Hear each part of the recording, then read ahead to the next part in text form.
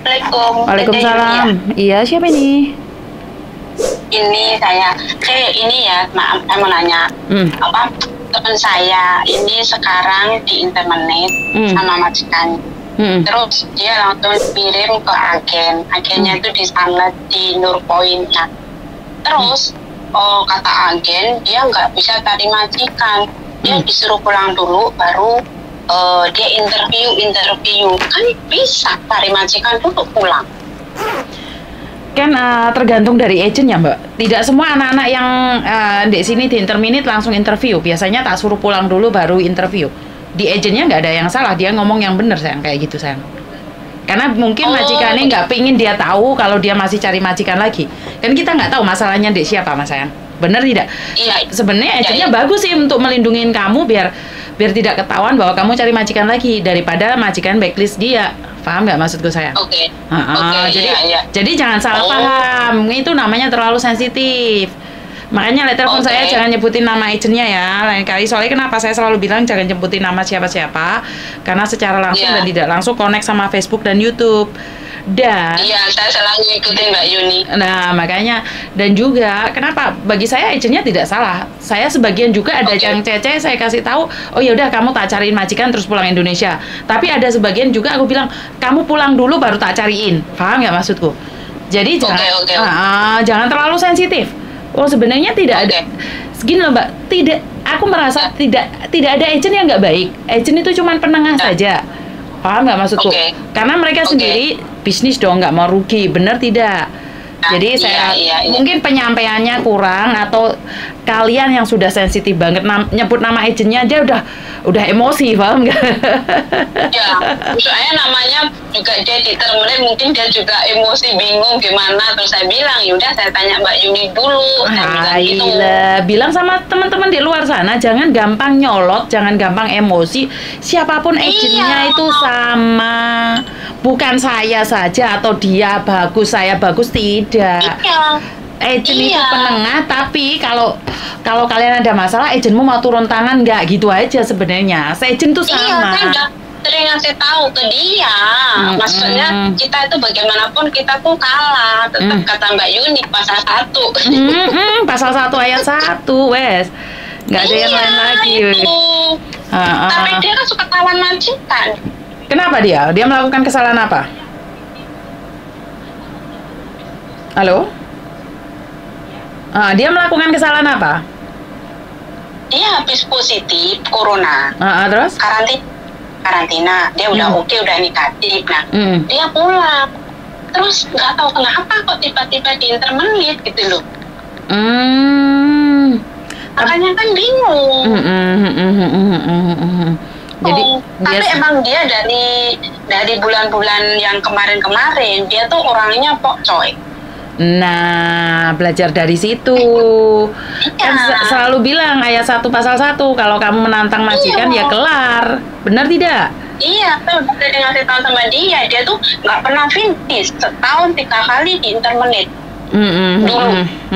Dia baru 2 tahun ini, terus dia nambah, tapi dia suka dibanding-bandingin. Teman saya begini, teman saya majikan dikasih tahu begitu ya ngontrak.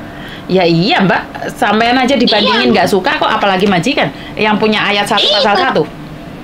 Iya. Betul tidak? Makanya saya jadi ngasih tahu sama dia, cuman dia ya begitulah, dia nomor 1 sholat. Kata saya kalau kamu mau sholat pulang aja, ya enggak? Kan kita di sini kerja, bukannya sholat. Sebenarnya tidak ada yang salah. Tidak ada yang salah kalau dia minta sholat. Yang penting waktu interview dia mengatakan mau sholat. Tapi kalau dia memang mau sholat, benar sampean bilang pulang Indonesia aja dulu. Iya, dia kan diutamain sholat. Saya masih sholat, kamu jangan panggil-panggil saya. Kamu kalau sholat lama, akhirnya berantem lah sama kakek. Namanya orang sini, orang tua kan dilawan, ya udah. Mungkin itu, mungkin sedikit-sedikit, mungkin majikan mungkin mikir kok bapak saya dilawan gini.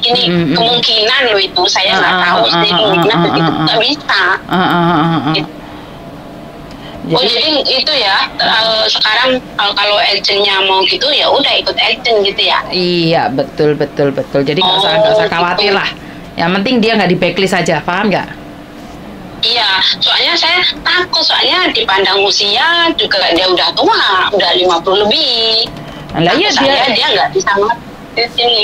Makanya dia sudah tua ngengkelan ya angel, Mbak. Iya, makanya. Saya kan bilang sama dia, hati-hati sekarang kok nggak kayak dulu. Saya aja yang masih 5 bulan aja saya pertahankan, diem dan diem. Ya, makanya kayak sampean itu. Udah. Kayak sampean itu nyawanya harus double itu, karena masa-masa 6 bulan, 3 bulan itu kalau salah-salah dipecat. Saya kayak di ujung tanduk ini. Bener. Saya. Dia bilang gini, iya, udah. Yang penting saya iyain aja saya. Karena saya sebentar lagi kan keluar. Kalau saya sekarang di internet, apa saya nggak pusing? Saya masih butuh biaya. Ya nggak?